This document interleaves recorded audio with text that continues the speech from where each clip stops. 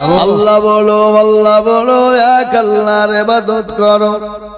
3 ফরজে গোসল করো, 4 ফরজে ওযু করো, 5 ওয়াক্ত নামাজ পড়ো, 6 নম্বরে উসুল শোনাও, 7 দুজক ভয়ঙ্কর, 8 জান্নাত সোনার ঘর। যদি চাও বাঁচতে চলে যাও গাছতে, আর করো না ভঙ্গি চলে যাও টুঙ্গি। মুসলিম আমার নাম, ইসলাম আমার গাড়ি, আর জান্নাত হবে আমাদের বাড়ি। হবে না? হবে না? জান্নাত বাড়ি হবে না? এ বাবা, জান্নাত আল্লাহ আমাদের দিবে না? দিবে না। আর আল্লাহ যদি আমাদেরকে জান্নাত নাই দিবে, তা আল্লাহ জান্নাত 8টা তৈরি করলো কেন? আচ্ছা বলুন তো, জান্নাতের দরজা 8টা না 7টা? 8টা। জান্নাত বেশি না জাহান্নাম বেশি? জান্নাত বেশি। তাহলে মুসলমান আমরা জান্নাত পাবো না? পাবো না? অবশ্যই পাবো, ইনশাআল্লাহ। বলুন ইনশাআল্লাহ। ইনশাআল্লাহ পাবো। কিন্তু আল্লাহ রব্বুল আলামিন আমাদেরকে কতটা ভালোবাসেন! মা তার সন্তানকে যত না ভালোবাসে, তার 99 গুণ বেশি ভালোবাসেন কে? আরো জোরে আল্লাহ। জোর হলো না? আল্লাহ। আল্লাহ তার বান্দাকে 99 গুণ বেশি ভালোবাসেন। সুবহানাল্লাহ। আর একটা ভাগ ভালোবাসার জন্য মা তার সন্তানের জন্য জীবন দিয়ে দিতে প্রস্তুত হয়ে যায়, হয় না? এমন মা আছে না? নাই কথা বলেন। আচ্ছা, মা এমনও আছে যে সন্তানের জন্য জীবন এবং জান দিয়ে দেওয়ার জন্য প্রস্তুত হয়ে যায়।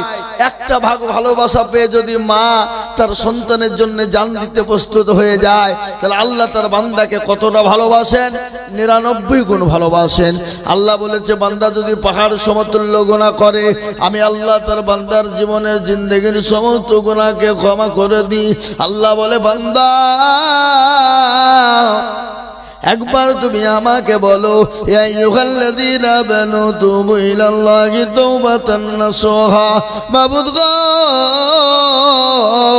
আমি অন্যায় করেছি, নোংরামি করেছি, ও আল্লাহর জীবনেও কোনোদিন করবো না, কোনোদিন করবো না। আল্লাহ বলে, বান্দা রে, আমি তোর জীবনের জিন্দেগির যত গুনাহ করেছি বান্দা, আমি আল্লাহ তোর তওবা করার কারণে আমি আল্লাহ তোর সমস্ত গুনাহকে ক্ষমা করে দিলাম।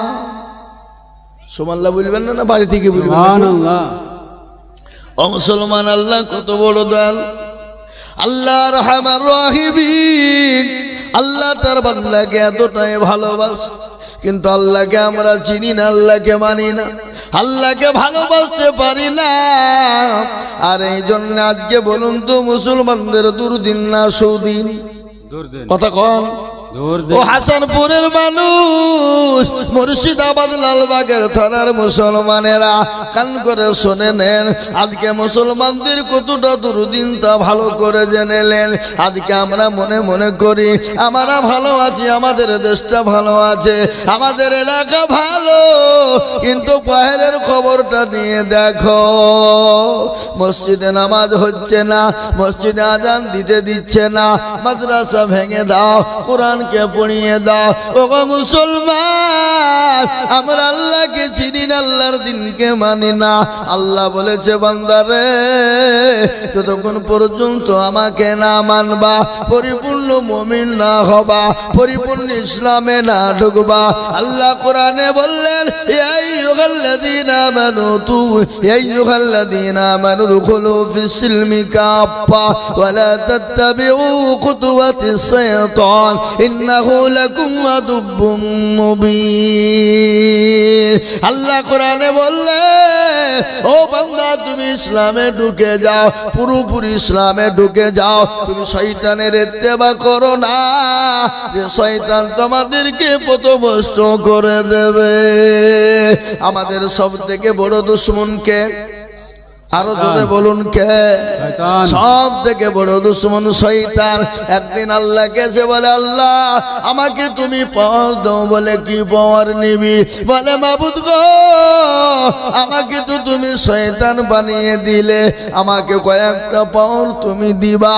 বলে, কি পাওয়ার নিবি?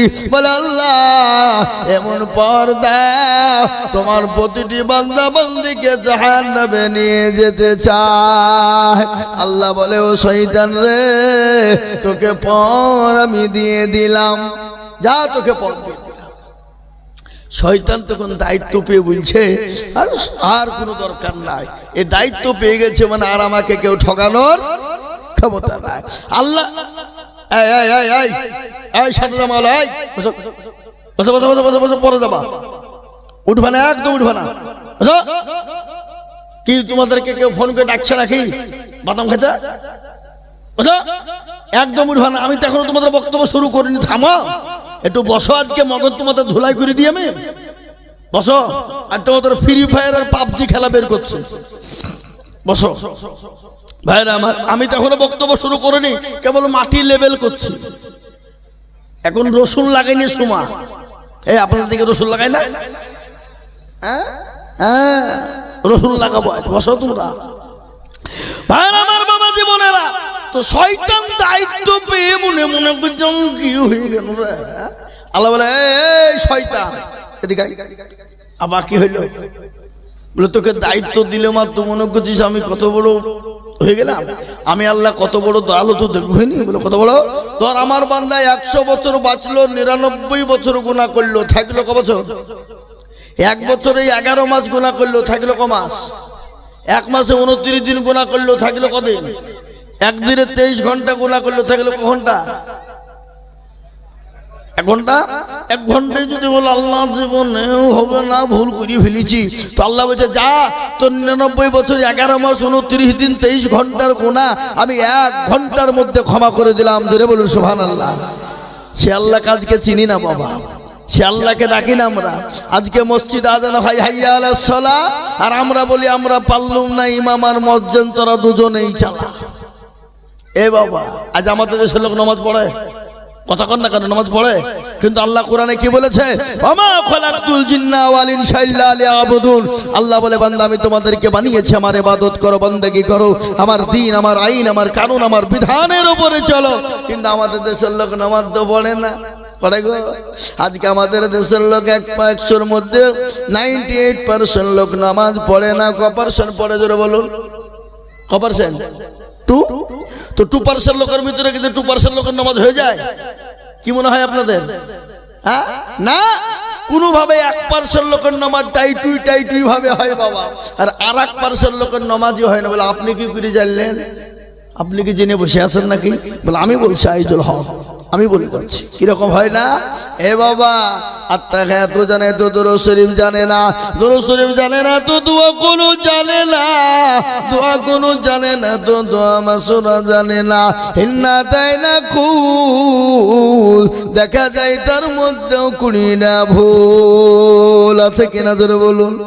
এই কথা বলেন, কইটা ভুল নাই? এরা শিখেও না, শিখার চেষ্টাও করে না, কোনোদিন নামাজ পড়ে বসে কোরআন শিখতে বসে না। ইমাম সাহেবকে বলে না হুজুর গো আপনি তো আমাদের ইমাম, একটু কোরআনটা ঠিক করে দেন, সূরাটা ঠিক করে দেন। কেন বলেন না জানেন? আমি বলি কিসের জন্য বসে না? ওরা জানে যদি আজকে শিখতে যাই, বলতে যাই, আর ইমাম যদি ভুল ধরে ফেলে, তাহলে আজকে মুসলমান ইমামের কাছে আমাদের মাথা পুরি মুড়ুলি কিন্তু চলবে না, ঠিক না ধরে বলুন? মুড়ুলি চলবে না, এর জন্য তারা শিখে না। আর ইমাম সাহেবরা এরাও কিন্তু কোনো মুসল্লিকে ডাকে বলে না যে বসেন একটু নামান রোজাটা ঠিক করে দিই, বলে গো, বলে কোনদিন বলে? কেন বলে না? এরাও জানে যে 4000-5000 টাকা বেতন দেওয়া, তো তোমাকে নামাজ শেখাতে হবে। তোমাদের ভাগ্য ভালো ওযু করিয়ে নামাজ পড়ায়, বেশি কায়দা করলে বিনা ওযুতে নামাজ চালিয়ে দিব, সালাতুন নামাজ হলি বাকি না হলি বাকি। কথা বুঝতে পারলেন না? এখন এ ভাই বুঝতে পারলেন না? পারলেন না? 5000 টাকা ইমাম, 4000 টাকার ইমাম। আবার যদি একটু মৌলবি বলে যে একটু বেতনটা বাড়িয়ে দিলে হতো না, মৌলবির লোভ কত রে, এই মৌলবিকে রাখা হবে না। কি ঠিক না বেটি জোরে বলুন? তাহলে মান মর্যাদা ইজ্জত সম্মান আমরা নষ্ট করেছি না মৌলবিরা করেছে? হ্যাঁ, আজকে আমি আমার আগামীকালকে আমার মাদ্রাসায় জালসা, আমার মাদ্রাসা শেখপাড়া মাদ্রাসা আগামীকালকে জালসা। সারাদিন খাটাখাটি, রাত্রি জালসা করে বাড়ি ঢুকেছি 2টোর সময়। অমনি ফজরের নামাজ পড়িয়ে বাবজি বাড়ালছি, মাদ্রাসায় যে সব দায়িত্ব ভাগ করে দিই, এসে বাবজি যে সেই কালেকশন শুরু করেছি।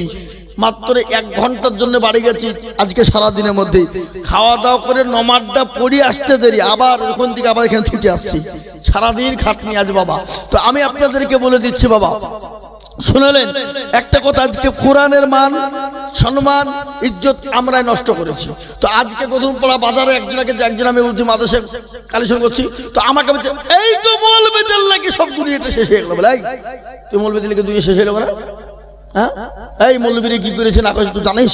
হ্যাঁ, আমরা জানবো না মৌলবীদের মোল্লার দৌড় মসজিদ পর্যন্ত।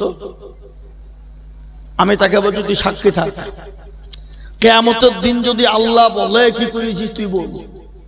আমাকে যদি আসামির কাঠ করে দাঁড় করিয়ে দেয় তো আমি বলবো আল্লাহ আমি কি বলবো, তোমার এই বান্দাকে জিজ্ঞাসা করো আমি কি করেছি, জিজ্ঞাসা করো, ওই বলে দিবে মোল্লার দৌড় মসজিদ পর্যন্ত ওই বলবে।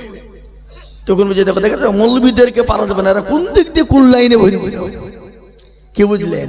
আজকে আমি আপনাদেরকে বলি মৌলবীদের জন্য আজকে এখনো ভারতবর্ষে বেঁচে আছেন, এটা আমি আপনাদেরকে গল্প করে বলিনি।